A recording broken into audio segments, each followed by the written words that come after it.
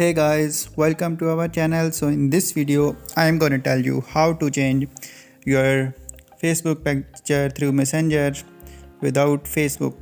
So you can easily change your profile picture from Facebook, but what we need to do, just we have to change our profile picture through Messenger. So simply just click on Messenger.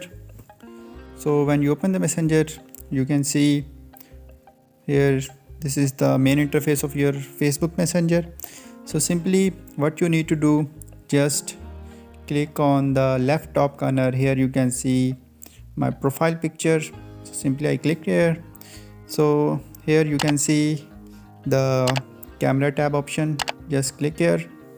So here you can take your live photo. You can also choose from library. So here you can select any picture you want to change.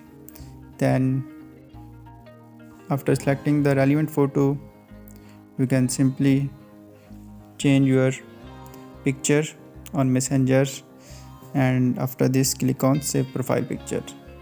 So in this way you can change your picture on Facebook Messenger.